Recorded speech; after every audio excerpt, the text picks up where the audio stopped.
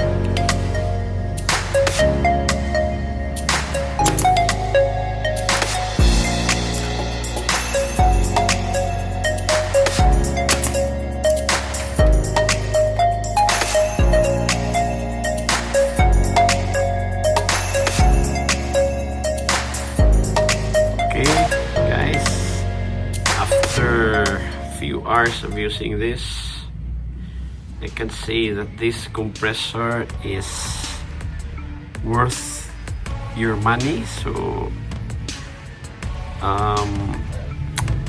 its performance is really good.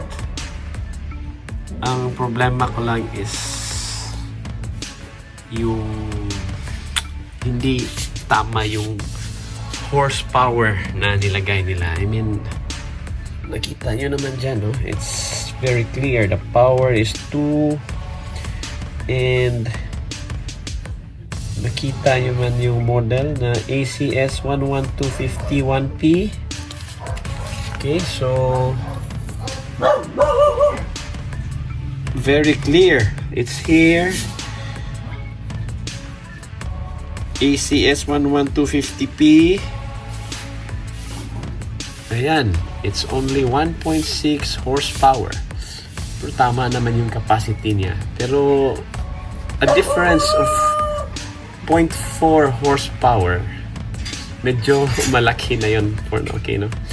It's quite disappointing.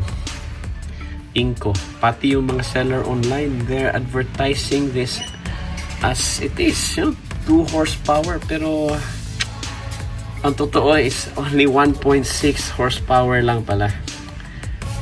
If I have known na ito lang yung power niya, sana mas malaki yung kinuha ko or ibang brand naman. Okay, so if you're going to ask me if nag-regret ako, no regrets.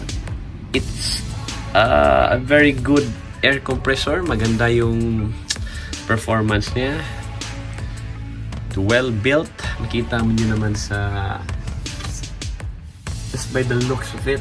Maganda pati yung mga materials na ginamit niya. Okay, and sa power na to, limited lang yung magamit yung mga pneumatic tools like ito ginamit ko, air duster, tire inflator, ito yun lang, and yung brad nailer. I tried it sa painting, pero bitin ka talaga, no? Considering na yung capacity niya is only 50 liters. So if you will use this for painting, I suggest you get those bigger capacity na tanks, like 100 liters above. And mas sa horsepower naman, I think bitin talaga ako dito. It's really not 2 horsepower guys. 1.6 lang siya. So okay, so kayo nang bahala dito. And Ingco, if you're watching, sana you will put the correct power specification. Okay, so yun lang as of now, and I will be doing more videos soon. And again guys, thank you for watching, and don't forget to like, comment, share, and subscribe. Thank you. God bless everyone.